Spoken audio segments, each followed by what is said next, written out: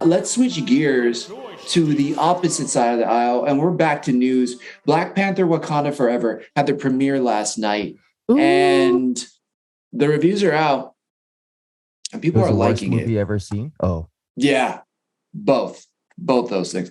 Yeah, no, it seems like people are saying it's the movie that they wanted post Chadwick, and yeah, he just did a great job. I actually tweeted something from us that was, as I was walking the dog and watching the purple carpet, so fitting. But right as, I turned it on, it was Ryan Coogler, and they were like, Ryan, we know when you go into making a movie, it is, you start with a question. What was the question that you started out with this one?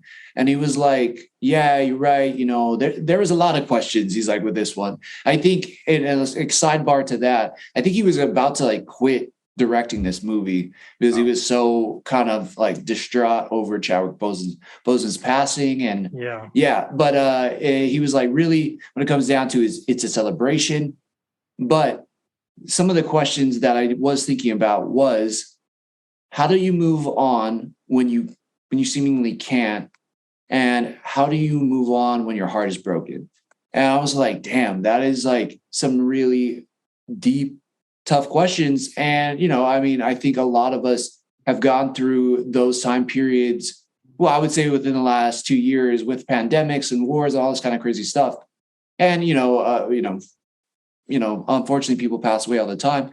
So it was just these really kind of deep, crazy emotional questions. And from all accounts, from what I've been reading and hearing about online, is that he delivered on making a really satisfying story that gives us a space to kind of celebrate, to mourn, and then to heal. So I'm stoked about it. I don't know. Have you guys seen anything about it, or anything? Have you guys even seen photos or anything from it? What movie is this? What is it? Boys in the Hood? What are we talking about? Yeah. So, anyways, that was a Black Panther premiere. It was really great. No, sorry. I have my tickets already, and I'm super pumped for this movie. That's great news.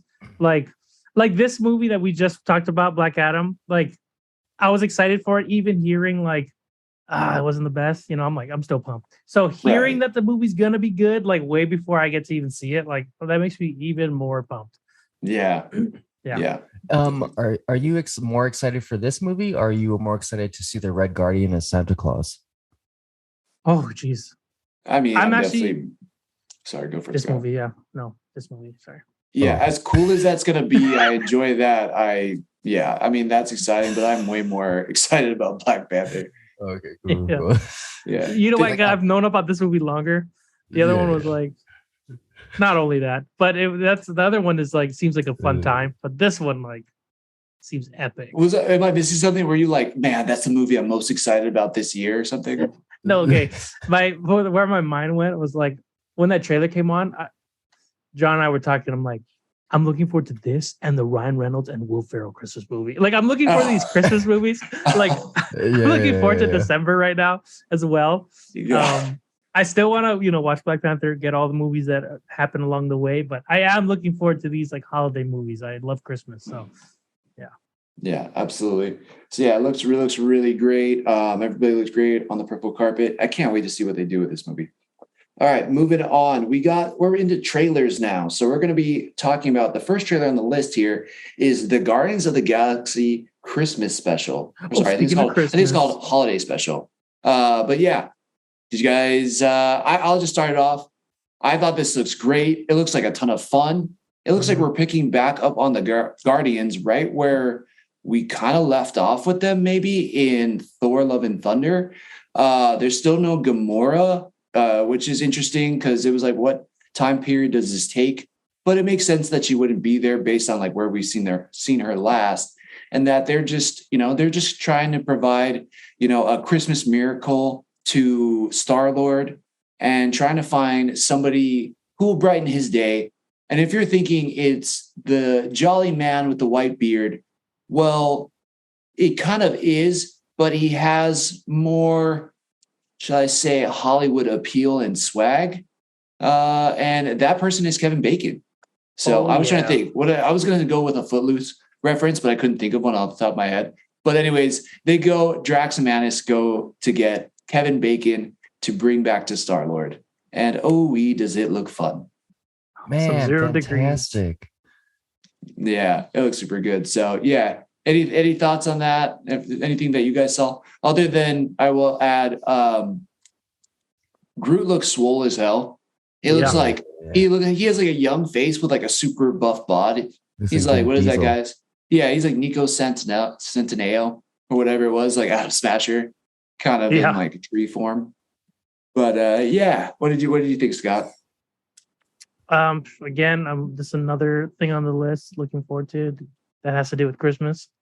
Comes out Thanksgiving week, right? The 25th. Yeah, it comes out soon. Like it comes out before. Yeah, I think it was the 25th. It's like November 25th or something. Yeah, that's awesome. That's like a nice little treat for Thanksgiving break. Like that little that's cool. I'm really pumped for this. Guardians of the Galaxy is probably one of my favorite of the Marvel franchise stuff. Like it's so out there and like I just love the crew and everything. So this seems like a really fun Christmas filler, I'm down for it. Yeah. And it's another one of those like Marvel presentations. So if it's like that nice little hour window that Werewolf by Night is, oh my gosh, I'm so stoked about it. Yeah, and it's like James Gunn again directing it, like you just pointed out, Drake. So it's like, how could he miss? Like he's been with these characters, he knows the actors, like he's been with them through their time in the MCU. Like I just don't think this is going to be a miss. It's just going to be so fun and lighthearted. I can't wait. All right, so moving on to the next trailer, we also got one that starts off lighthearted and quickly becomes very intense. And it has, I'll just say the name, and it's the Antman and Wasp Quantumania. Anybody else want to start off with this? Take it away. Scott. Pass it off to Scott. Oh, you don't want to take it, Drake? No, I can take it, but you also haven't done the thing, so do the thing.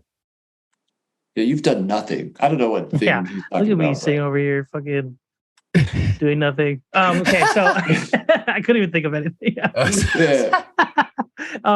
This trailer looks fucking bananas, like in the greatest way. I'm excited. This finally feels like the start of the new phase. Like, I like the. I enjoyed some of the movies in the last phase, but last phase felt like a one-off / filler phase. Like it was just kind of like cool. Hey, watch out. I know. I'm not trying to coming for your ass. Not in like a super like it shouldn't have happened, because there was a lot of cool stuff that happened. It just didn't feel like it was as joined as the phases previously, and like the universe leading into. Like the universe wasn't as connected. Right. Yeah, it felt like he kind of jumped off, scattered a bit, and now it's like right back on that track. And like it's starting with we're getting the villain, the big bad. And it felt like when we were introduced to Thanos like all over again for the first time, like like this is coming, like this isn't gonna be the big battle, but this is the beginning, the introduction to this character. And it's probably going to change as like the movies come and whatnot, but like it's exciting to see the first step and just the world they show in the what is it called?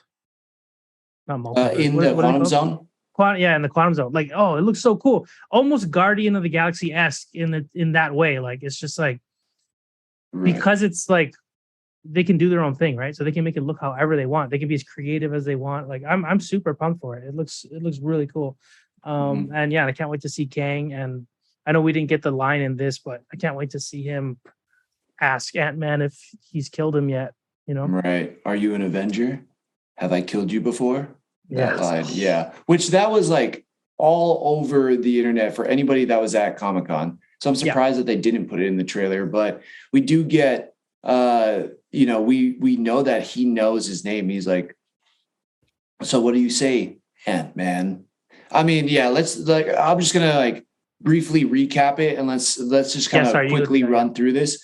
But yeah, we start off with Paul Rudd. He's now famous, or at least he's into his own hype. He's definitely believing his own hype, which is kind of funny. And yet he goes to get his coffee, and the guy still calls him, "Thanks, Spider-Man." So the joke continues of nobody knowing who Ant-Man is. He's had to like tell everybody for at least 4 movies now that, "Hey, I'm Ant-Man." They're like, "Yeah, who's that?" So it continues, which is amazing.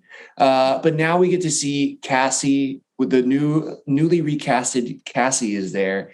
And they're all back in the home in San Francisco. It was the last scene on the beach. They're back in San Francisco. And she's working on something, this device that is sending beacons into the quantum zone, which subsequently gets them all sucked into it. So yeah, Hank Pym, Janet is in it. Janet Pym? I know it's Janet Van Dyne. But they're all there. And they get sucked in. And this world, yeah, like you were saying, Scott, is so crazy looking. There's all these crazy colors. There's portals coming down from places. There's interesting looking, I can't even say they're aliens because it doesn't seem, I guess they're aliens. That, you know, it is a different world in a sense, but it still seems like it's on planet Earth. Like it's such a microcosm or like such a micro universe, which I don't think they have the rights to say, is why they got to call it the quantum realm. But yeah, you know, it looks amazing. And we get a shot of Bill Murray. We get a shot of Ant-Man pretty savagely beaten with his face all bloody. We see his costume, Ant-Man, the Wasp costume. We get to see Stature, Ant-Man's daughter's costume, and they're all standing around.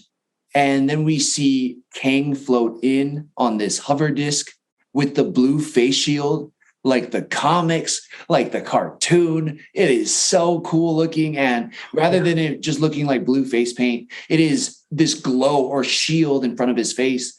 And we get to see some of Kang's army. And they have that blue power source that is like powering their ships and weapons, and just it looks incredible special effects and just kind of the scenery here. And yeah, just seeing Jonathan Majors Kang walk in, just looking like a goddamn savage. I am afraid for Ant-Man. Do you guys think does he make it out of this movie? Because there's a belief that Ant-Man may not survive this movie. He's got his predecessors, right? I mean, he's got the Wasp, he's got his daughter now, and she's, you know, probably going to be joining up with the Young Avengers at some point. Is there a world where, you know, Scott Lang, Paul Rudd's Ant-Man doesn't make it out? Maybe. Actually. Yeah. I mean, that could be like a pretty heavy start. Like it would definitely set the tone for Kang. Like he's one to be feared, you know? Yeah. That could be definitely a really big way to start it. Yeah. Yeah, absolutely. I like, we find out that he's like asking Ant-Man, you know, hey, I need you to help me steal something, right? It keeps seeing like Ant-Man wants to get out of this world where he's a thief, but he keeps getting sucked back in, right? And man, just this trailer, especially with the music too. They do Yellow Brick Road by Elton John. And it's like starts off happy in the trailer and it slowly starts getting darker and creepier and scarier. And and it just, man, I love it so much. Someone even broke down how this story, as far as Ant-Man goes, can be compared to, and probably is a comparison, and Marvel's version of The Wizard of Oz. Meaning that they're now in a new world, a place that they're not familiar with. It seems to be run by somebody who's also not of this world, who has control over it in some way like the wizard does, and that they're trying to get back home to Kansas, but in this world, San Francisco and their regular lives. So it's actually, I don't know. There's so many deep context to this one trailer. But I'm beyond hype. We even get a point in the trailer where we see multiple Ant-Man all running in the same direction. And there's a giant man, and then there's other Scott Lang all running. And then the giant man starts unraveling in front of their eyes. And that's just, it looks crazy. It looks like this is the multiverse is now cracked open, and we get to find out why He Who Remains at the end of Loki said, hey, you busted open the multiverse. How do you guys, or what do you think about this Kang? How is he different maybe than the one who remains at the end of Loki? Ooh, I mean, you see the scars on his face. You see kind of a lot more determination and grit within the eyes. There's a lot more seriousness than the Kang that we saw at the end of Loki, just by the visuals in itself. And man, one thing that stood out to me was like the world building that they did, very reminiscent of that new Disney Pixar movie that's going to come out. Yeah, kind of Strange New Worlds-ish. There was like a little similarity there. I agree with you. Yeah. I kind of thought that too, except for also mixed with Star Wars when you look at the world itself. Maybe it's Chronopolis, which is like a micro universe or like a micro city in a micro universe in the comics. But it gave me some of those vibes because at some point they're like riding on this glowing mantis creature, right? And that looked wild. Yeah, I'm excited. Just that world that they're showing us. Like, I really hope we get to hang out there and really get to. It seems like they're going to be there for the majority of the movie. I'm wondering, like, I don't know if he gets killed, Antman, but I'm wondering if he or one of the characters, or maybe more than one of the characters, gets stuck in that universe in order for the rest of them to make it home to live. I mean, if there is like some loss, like Scott was saying, like setting that tone early would give you that weight throughout, and then you kind of be like, man, are these people gonna make it, or what are we gonna see? I think that's gonna give a lot more depth if that happens to be the case. And the way that Marvel is going now, I guess I wouldn't put it past them. Mm-hmm. Right.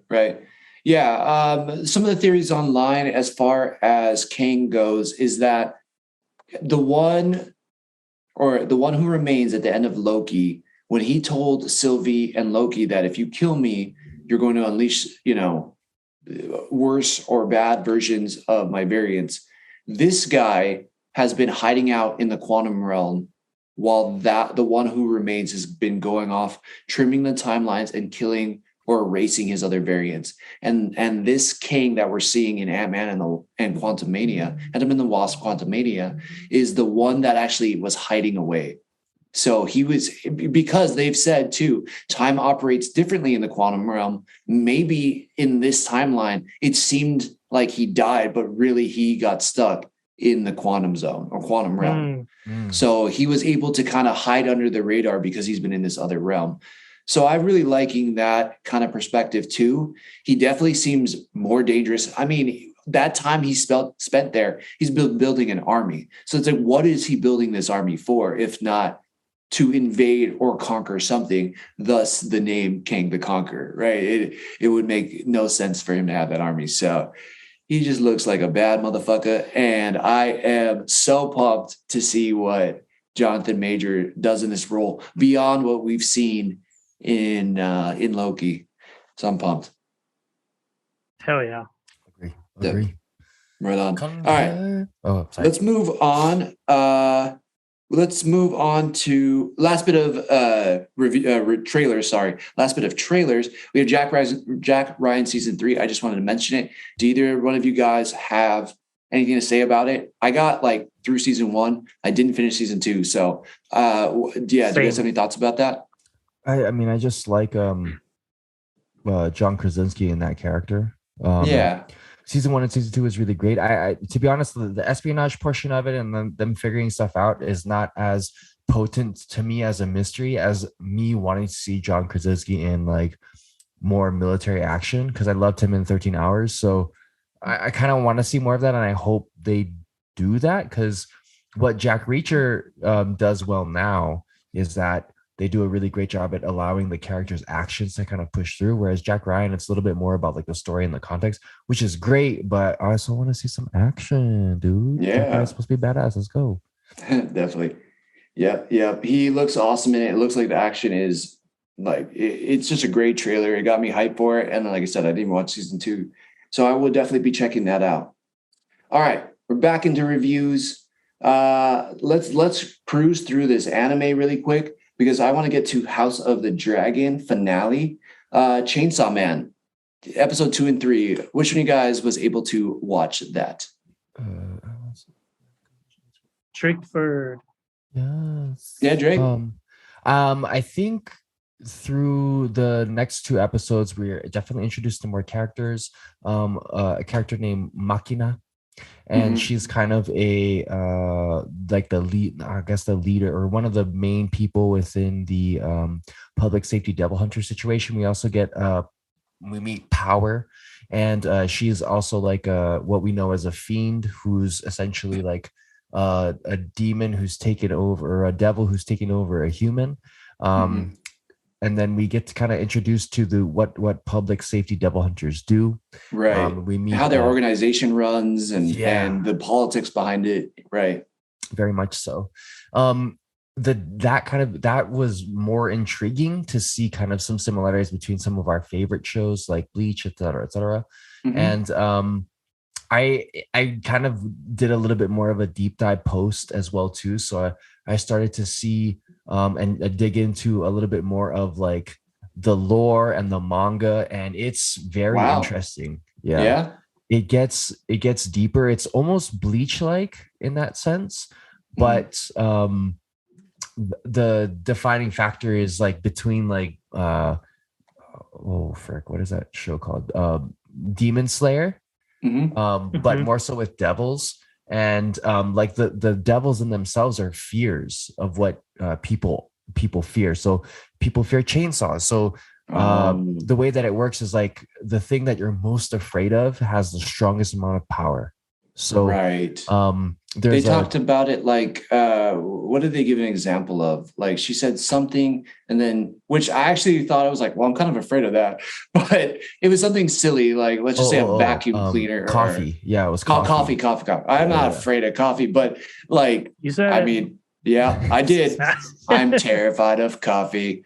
No, but then she said cars, right? And she was like, I bet a lot of people are afraid of cars. And those demons are probably really strong. Like she would use that as an example, right? Yeah, no, and I kind of enjoyed that more so because a lot of the other manga in itself are very straightforward, or I shouldn't say very straightforward, but this one took that to another level. And I thought it was really, really awesome to see kind of like, oh, they're utilizing fears as what devils happen to be.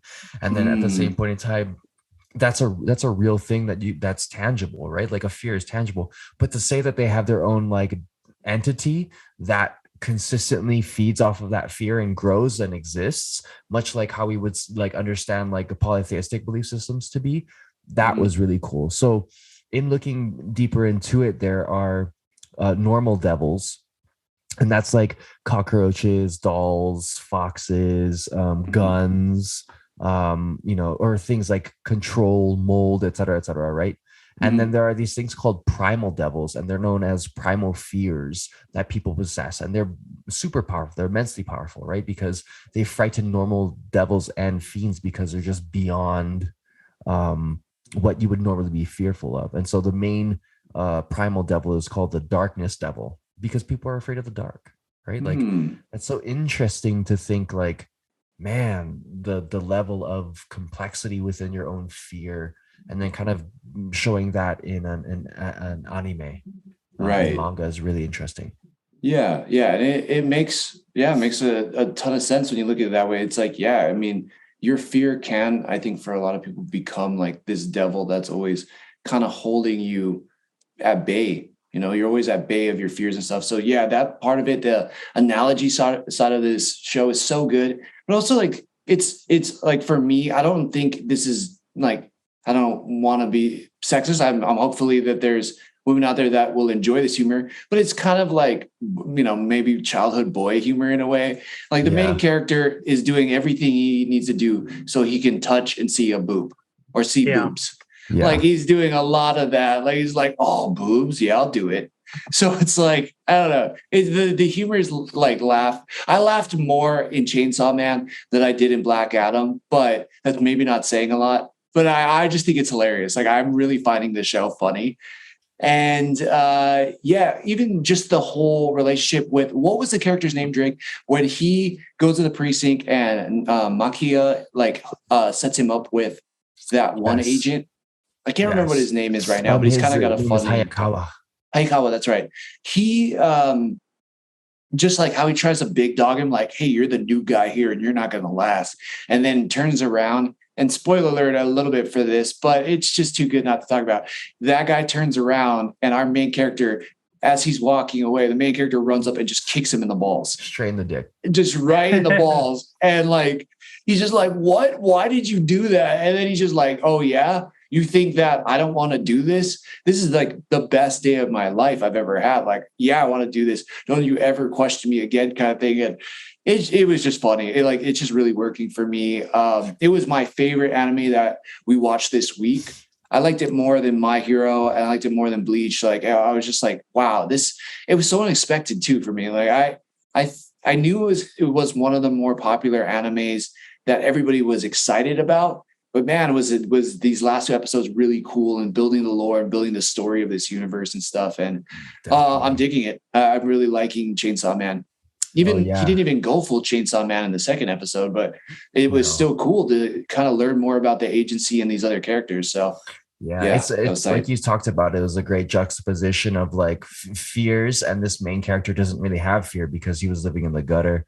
And so now that he has all this opportunity, right, this freedom, what is he going to do with it? So manga and anime in general just kind of hit on some tones that like we don't get from like normal American shit. So right, they're like fine to go places that we're not like fine to go and sit in, because that's the thing I feel with anime, like you're allowed to sit in it.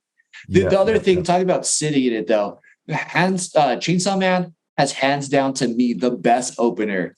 Yes. Like the opener, the song in it is so fire. I was like, I just want this on repeat. Like, give me the intro on repeat because this is dope. Yeah, it was so good. I was like, especially because I was watching Chainsaw Man and then and then Bleach and then My Hero Academia. I was like watching them back to back to back, and I was like, dude, Chainsaw Man's opener is so good. Yeah, fire! It's fire, dude. It's fire. So yeah, it's been it's off to a really great start. Highly recommend. If you're not watching it, put it on your list. Like check out Chainsaw Man because it's been amazing. Let's move on to Bleach 1,000-Year Blood War. I think we're at episode 3 now. Drake, what do you think about this episode?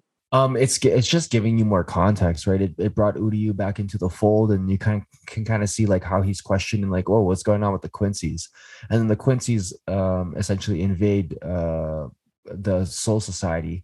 Mm-hmm. And you're starting to see like a lot of the why. And then one of the characters is essentially like, oh, well, the Quincy's destroy, and they go against pretty much what we believe in. And so there was an order to essentially exterminate them.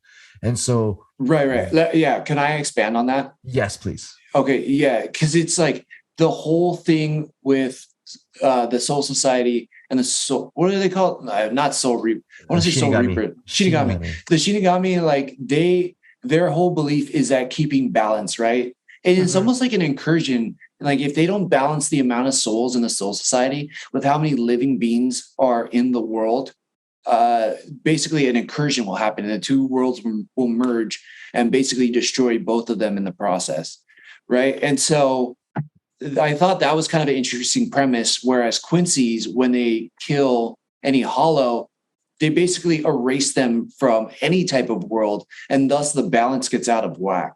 And so naturally, they're at odds with each other. They have to fight because they have to stop the Quincy's from performing this action, which is inherently who they are. So it's like, and the description of a war and everything, I was like, wow, this is like, it's just really well done. It's like, it truly is an inevitable battle because it's a battle of belief. You know what I mean? Like there's no way, belief and morals and what's another word for like life's purpose? It's like literally you're telling me I can't be who I am, and thus we have to battle. So it's really setting up a nice tension and story there. Yeah. Yes. I sent it gets crazier. There's another arc that happens after this, and I can tell you that they go to hell. Whoa. And I can tell you that there's some stuff it gets crazy. I sent it in I think our messenger chat where it was a comic or CMC or a screen rant about like the new situation and what's taking place. Man, if they turn this into an anime, this manga into an anime, like I'm 100% gonna watch it because man, it's gonna shed new light onto a lot of different things. So I'm very stoked for it. Yeah, absolutely. Have you nice. Have you figured out like why they were able to, like the Quincy's were able to hide so long?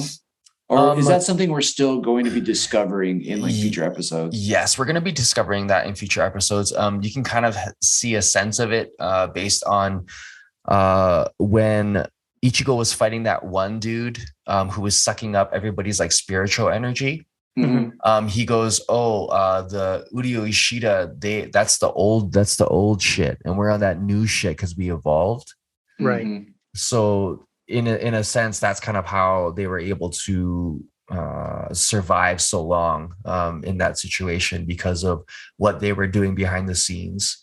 Also too interesting, they're called the Sternritter, which is very much like a German thing, but then they were also a part of a genocide, so it's pretty interesting. Right. There's been a lot of German kind of sayings in their part. I didn't realize it. I mean, I probably did a little bit back in the day. Drake, why doesn't Uryu realize he's not the last Quincy? I think in terms of like when he was talking to, I forget what that dude's name is, like dad mentor. Shit, I had that right on the tip of my tongue too. And I forget his name, like talking about something. Anyway, he thinks that he's the last Quincy, and you can make the argument that he believes he's the last Quincy in the sense that he's the last actual like Quincy, not one who's trying to be what the Sternritter are, which are like it's like a subsection. Yeah, it's like the last pure. Yeah, the last pure Quincy for sure. His dad thing is or his dad Ryukin. Yeah, Ryukin. That's right. Ryukin. Yeah, right. That's funny. I thought about that too. But yeah, that's not his sensei though, right? Like he says like sensei, like something like where are you? It says father here on Google though. Yeah. Oh, it is his father? Okay. So there you go. Right on. Nice. Well, yeah, even that story is definitely kind of heating up as well. Like it had a really cool intro and then it got kind of more into exposition too. And then I feel like this episode is like really kind of heating up all the mystery for me, where I was like, man, I have so many questions and I'm like, where's this going and how, like, what are the answers going to be to these questions? You know? And I'm like episode 3, like really is picking up for me. So that was great. Yeah. It has a good balance of like you're saying, like building up mystery and like you want to figure out like the lore to these like new villains, but they're also like straight killing people. Like they came into the social society and was just like blowing people's heads off. I'm like, shot that guy's arm off. So we gotta do it. Yeah, you're like, holy fuck, so shit is simultaneously crazy. Going down, and you're figuring out like, oh, there's like interesting past stuff that I want to know about. Like while shit's hitting the fan, like right when the season starts. This is episode 3, and they're already attacking Soul Society, and Ichigo's like had to go Bankai by episode 3. You know, so it's the momentum is great. Like. It is hard to compare to like Chainsaw Man because that one's like so new, but it is cool. If we had more episodes of Bleach right now, like if the whole season was up, I'd probably just binge it all, you know? Right. Oh, like definitely. it feels like I'm like, oh, I want more episodes, like 3 at a time, please, or something, you know, because that 30 minutes goes by so quick. Kind of like what's happening with My Hero as well. Yeah, exactly. And that's the thing, like the week-to-week model of it, and that's a perfect segue, thanks Scott, to My Hero. It's like it's the time between episodes is so long, and because of all these like really action-packed animes, you kind of forget a little bit where you're leaving off. And these stories are so deep, and there's so many characters involved in so many different places that when I got to My Hero, I was like, wait, where are we again? Are we following them at the hospital, or are we at the school now? And which team is with who? And again, we've kind of gotten away from Midoriya. Like, I don't like, that's great because I wanted to see some of the other heroes who are like the main heroes. That's awesome. But also like bring it back to, you know, the kids, like, because that was one of my favorite parts, like seeing all of them progress and grow, and their personalities and how it relates to their powers is really awesome. We've kind of moved away from that a little bit. Although we got in this episode, we were able to see what is Shinigami? I'm trying to think of the main villain who has the power to decay. Shigaraki. Yeah, Shigaraki. He we get more about him, and man, he's been in like the Goku hibernation chamber, just getting yoked out. It seems like his power is going to explode when he gets out of there, right? But yeah, we got to see Endeavor work. We got to see more of Professor Aizawa. He man, way to make his power cool, like canceling out other powers. It's like if it wasn't for him, those Nomu would be unstoppable. But because he can like erase their powers, he's like turned into this beast. Yeah, anything else that you guys noticed from this episode? Dude, besides like Mirko is still a beast. Like her powers are bunny rabbit, and she makes like bunny rabbit powers like ultimate. And she got big boobs. It's like crazy, man. Yeah, she's got like full on Serena Williams like thighs. She's thick. I think they call her Mirko for Mirko Krokop because of her kicks. Oh, really? That's awesome. Hilarious. I think like that makes sense though, right? Like it does. Yeah, totally.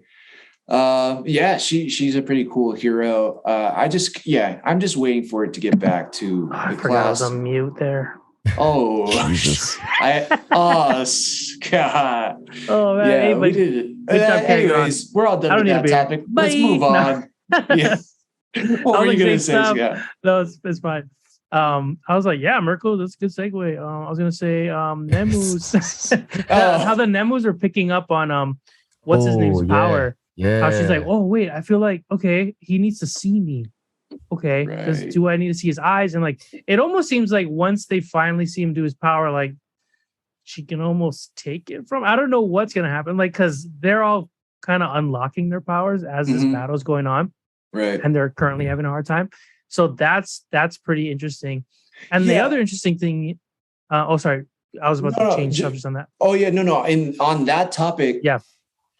It was like the Nomus before were kind of these brainless, like massive zombie things, right? That they could just control. These ones seem to be more intelligent.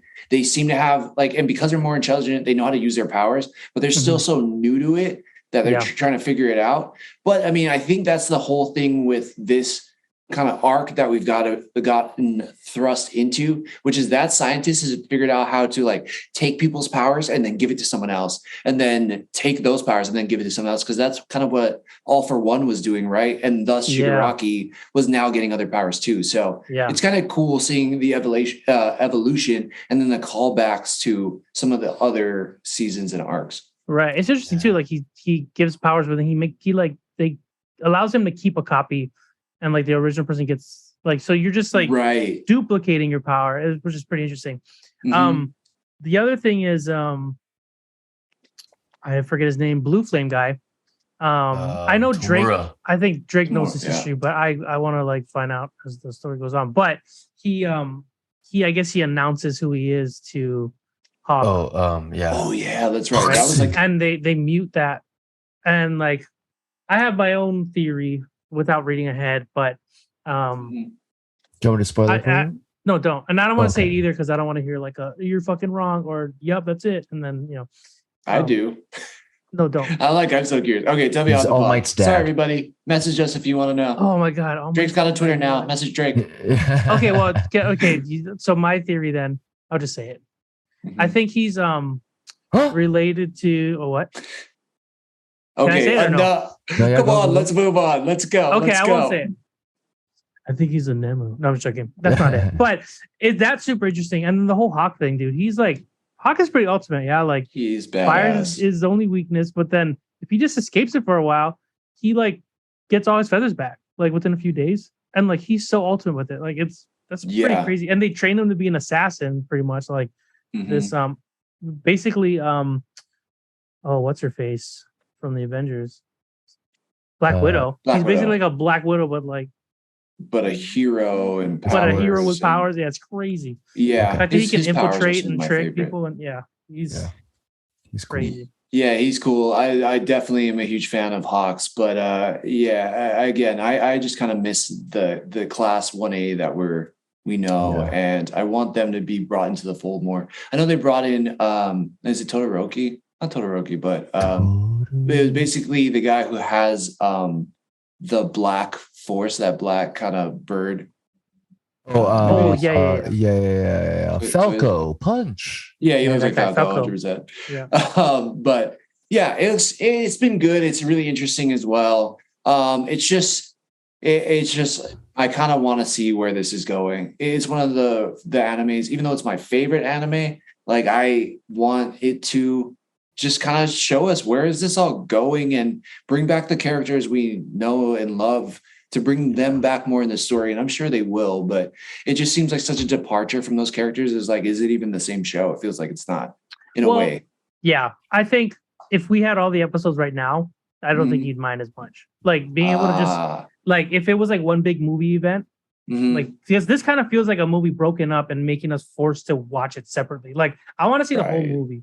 Like, because like this episode and the last episode, Fat Guy was still running with guys in his belly. You know what I mean? Like, so that was like what, like a 5-minute run. So like we're seeing it in like little increments. Merkel was throwing her kick for like half the episode. You know what I mean? So like the way time is working right now is like there's so much happening at once. I hope it's not, but I wouldn't be surprised if like the whole season was like this one battle. Like they're just stretching it out, you know?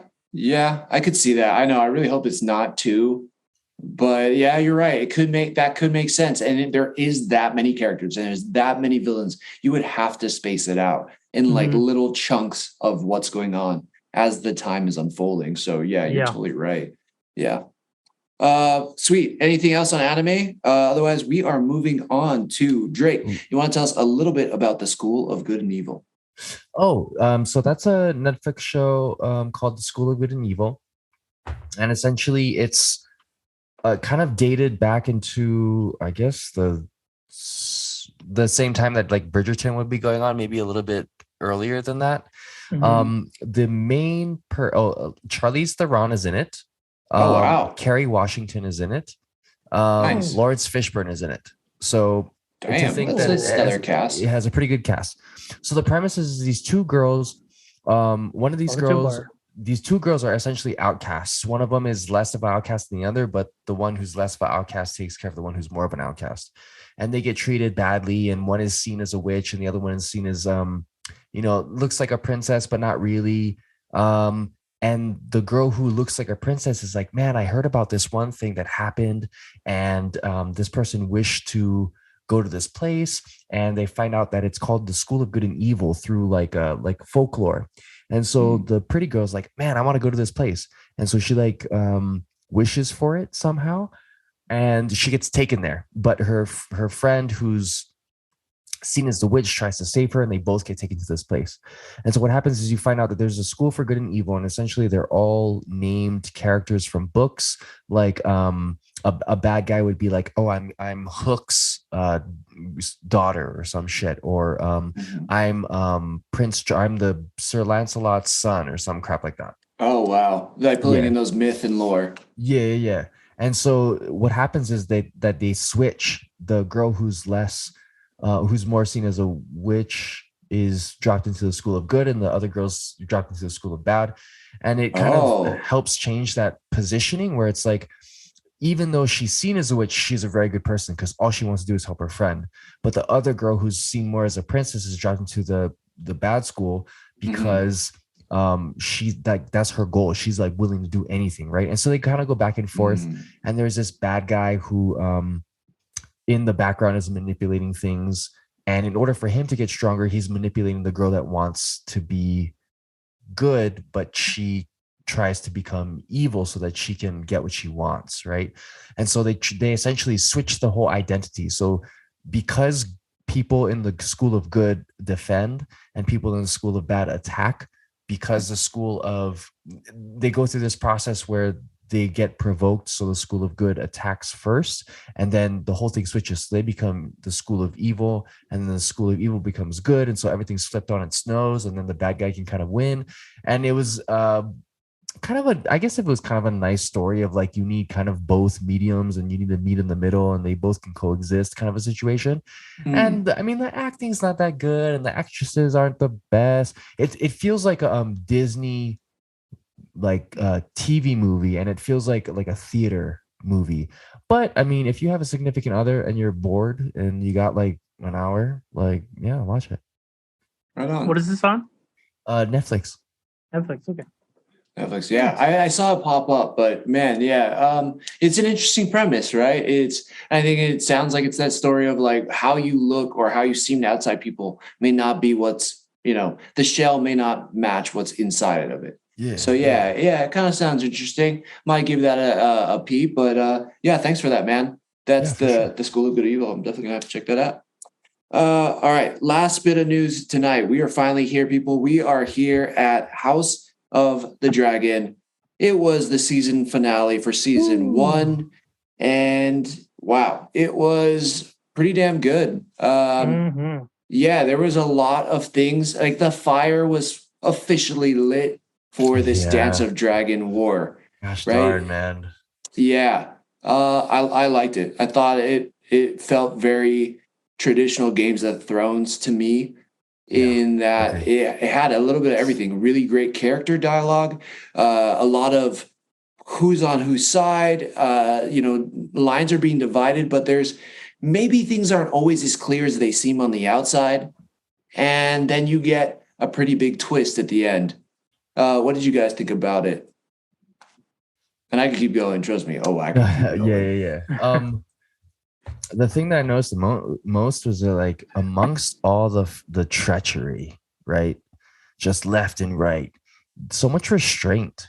There was a lot of Rhaenys put it really well. Like, Rhaenyra is the only one kind of holding it together. Like, she's not trying to just take the throne. She's trying to keep the peace. And towards the end, we see how that's not going to be the easiest thing, but I'd love to see all the honor and loyalty, right? You saw Eric or the person come through with the crown and be like, yo, I swore fealty to you, and I'll even fight my brother for it. Like, this is the case in point. And then the seeing kind of the battle between the youngest son and the Aemon, the eye patch man, right, where the dragons are crazy and you can kind of hear the commands that weren't listened to, and how vicious Daemon was ready to murder, and the weight of the crown in itself, and keeping the realm together, and the restraint to power at all costs. Like, all of it was intense, very much Game of Thronesies. And when Vhagar just wasn't gonna listen, and then just like took a huge chomp, and that thing just disintegrated, I was like, holy shit. But then at the same time too, you saw Aemon be like, oh shit, right? Because he was just trying to be a bully, and all in all, that is his nephew. And so to me, it was like, oh fuck, I didn't really mean that to happen. But at the same time, with the backdrop of everything that's happening, like, fuck, this is gonna go crazy. Yeah, and definitely. Let's take a pause there, and let's dive deep into that whole situation there, because right. I mean, when it comes down to it, they're trying to align sides, right? And we get to see that Lucerys, who's definitely not up to the task. I mean, his brother Jacaerys is the one that said, "Hey, we'll go use the dragons instead of using the ravens to, spread this message and to see who's going to align with us, the Black Council rather than the Green Council," right? And he even says in the beginning of the episode, like, "Mom, I don't want to be the king of Driftmark. Like, I'm not a good sailor. Like, I don't want to be in the ocean. Like this, like, I don't want to be this leader." And she's like, "We don't get to choose our destiny." Right. And so you just know how much Eamon already despises him. And that second he gets the drift mark and he gets off his dragon, you're like, that's dope. He's got a dragon. And then you see Vagar in the background and how massive he is. Yeah. I would have left. I would have got back on my fucking dragon and flew away, dude. Like, yeah, but you totally. But like to Drake's point, I mean, that's him honoring his mother. That's him honoring his status. Like he had to go and do that. Like he knows how important it is to his mom. I mean, honoring his mom too. It's like he didn't have a choice, right? And yeah, and holy shit, right after that, you can just tell. Even when he was like, "Hey, you're gonna have to cut out your own eye," I was like, "This is intense." But yeah, please, Scott, take it away here.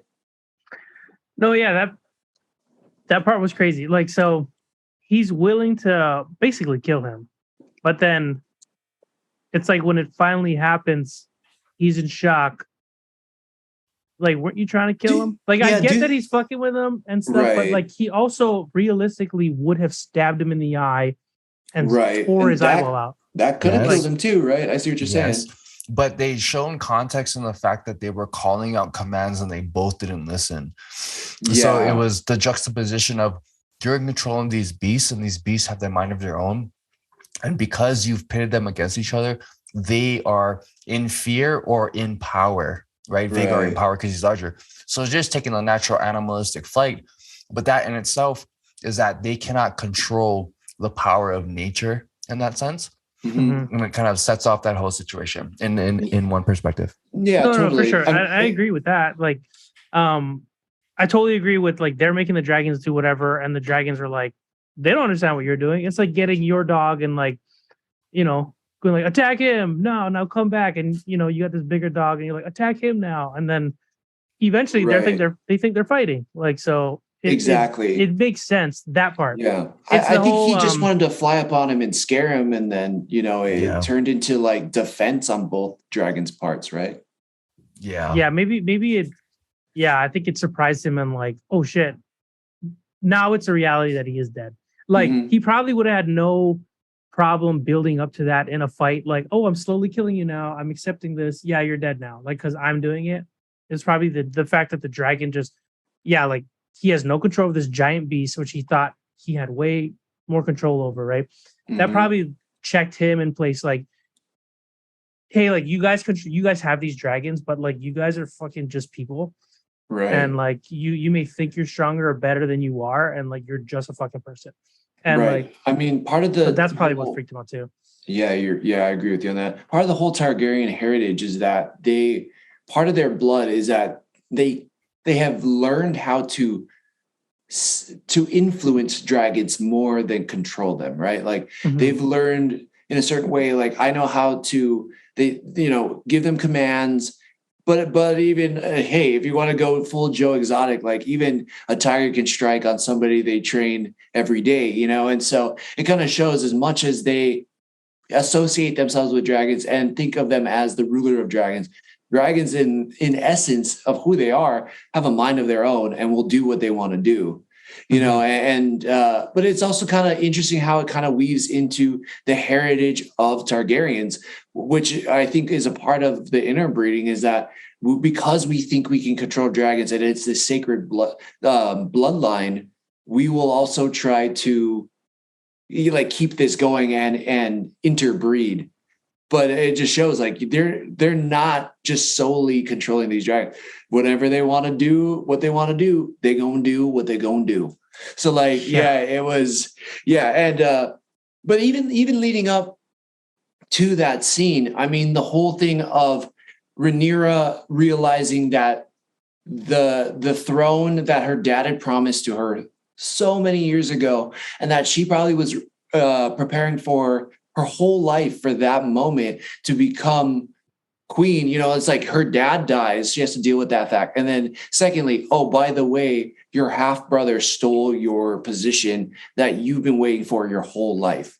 And she does such a good job, that actress. I don't know her name off the top of my head, but she does such a good job of like showing how tough it all is. And then meanwhile being pregnant and then going into labor.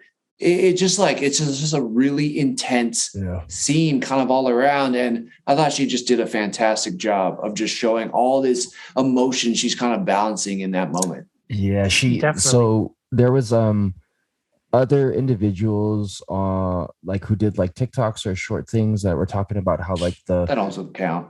Yeah. Sorry. The representation of her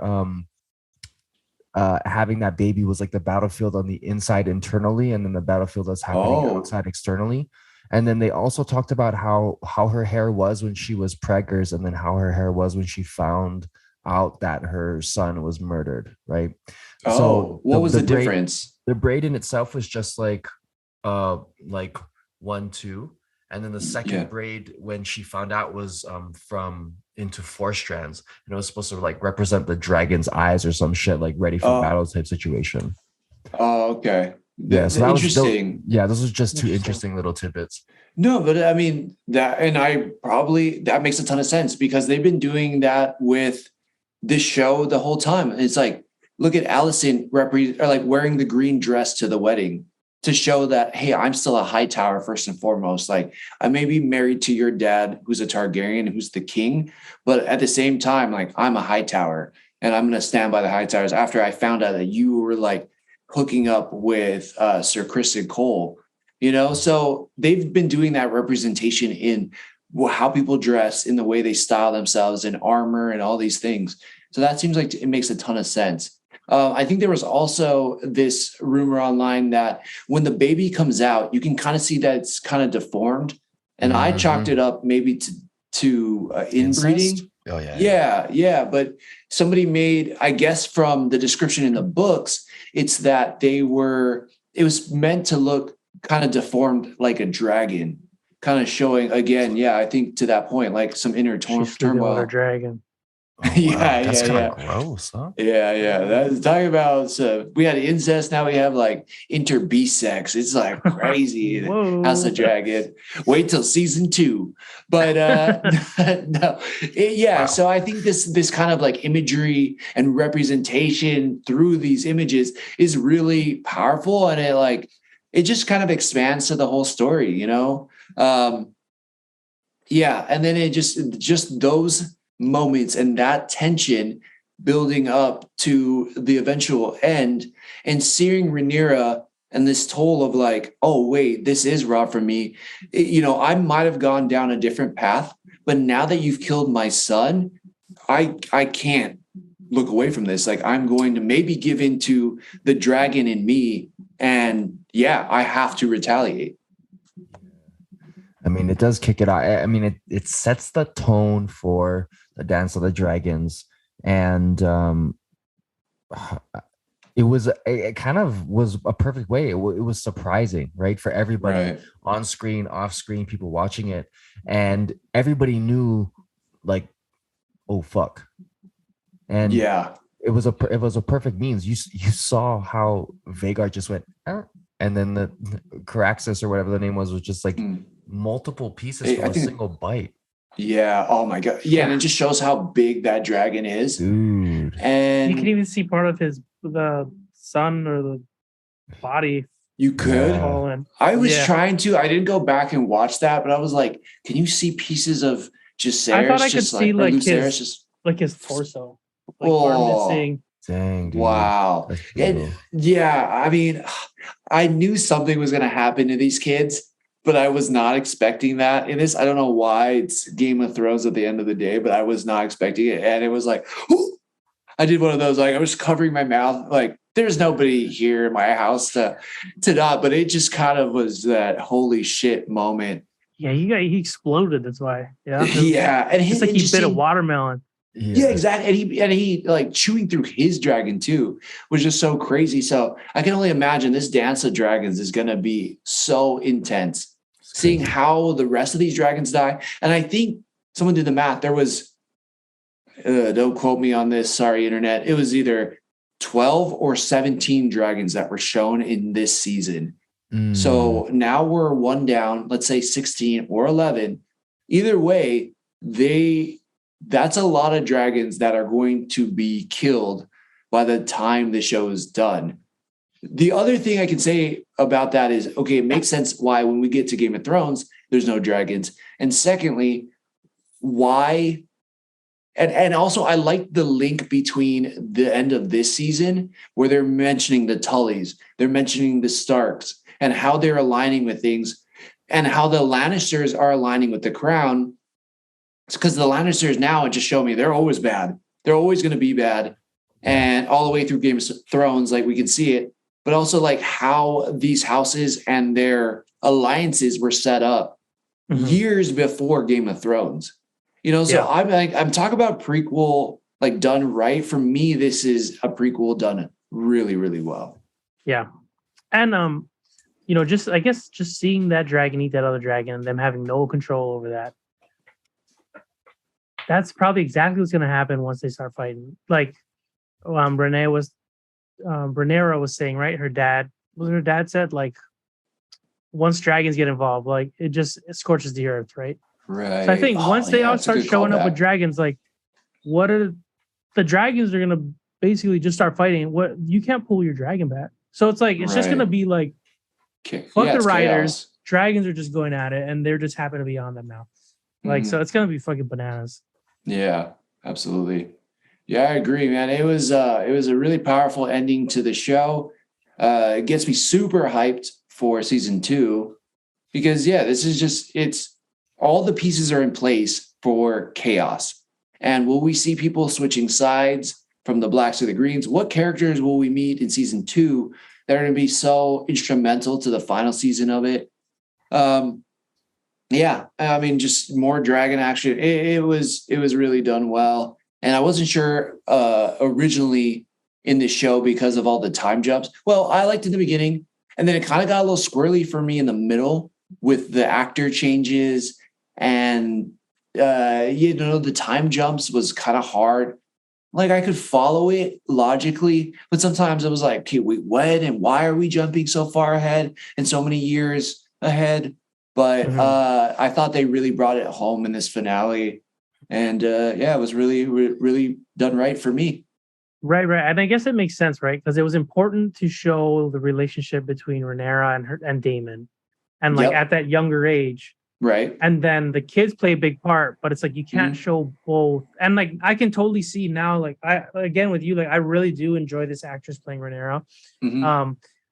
At first I was kind of with the internet, like you could just put makeup on that one person and make her seem older. But I really do like this new actress. Like she just has like a whole nother sense to her that brings like maturity to the character. And like I believe this character has matured, you know, like I don't think I would have believed it as much as if they just aged up that other girl.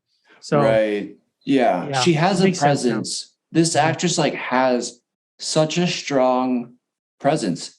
You feel what she's feeling, and she puts on this demeanor like she is royalty, but you can also see the stress, the tension, the worry, like it's all there in her facial expressions. She did a great job. Like, it's all in the subtle acting. Like she totally crushes it. Yeah. Yeah, absolutely. Yeah. Drake, do you have any other final thoughts on House of the Dragon finale?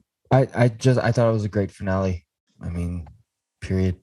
Yeah, absolutely. So House of the Dragon, it was a ride. It was pretty incredible week to week.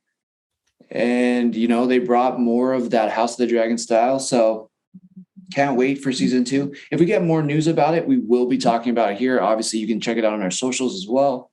Guys, any final thoughts before we wrap up the show? Until the next season, just go and watch How to Train Your Dragon. Get that fixed. Maybe learn a thing or two. They could have used it in House of the Dragon. At least Allison's kids and Rhaenyra's kids could have used it. Yeah, definitely. That's good. Drake? Take it easy, keep it steezy, and be breezy. For Sheezy. Nice. Pretty damn good. That. Yeah. Man, I don't know. Have you written that down, or were you practicing that or rehearsing that? Oh, I just tried to be as illiterate as possible. Man, illiterate, yeah. Illiterate. Illiterate. Yeah. Well, what you did was amazing. I like the way your brain works. Thank you. I just want to say thanks to everybody who has listened to this. Really appreciate it. Again, hit us up on the socials. We would love to hear what you guys think about any of the things we talked about tonight, especially the House of the Dragon finale. Where you think it's going. I mean, obviously, if you read the books, don't spoil it for us because some of us are illiterate and we don't read those things. So please, hit us up. Share this with one other person. We're going to be covering a bunch more anime coming up in the future. We have more Marvel stuff towards the end of the year. And last but not least, please read along with us. We're doing Comic Book Club, and we are going to be watching Black Panther, Wakanda Forever. Sorry, it's that time of night. And the books we will be reading are Black Panther, Volume 4 by Reginald Hudlin, Ken Lashley, and J. Scott Campbell. I'm also going to be reading Fantastic Four, number 147 to 149 by Gerry Conway, Rich Buckler, and John Joe Sinnot. We also got Avengers vs. X-Men the following week. But for now, we're going to read those first two books. I'll be tweeting this as well. So if you have any questions or want to talk about the books and how they might relate to Black Panther, Wakanda Forever, please let us know. And until next time, thanks for sticking it with us, guys. The Joystick Show.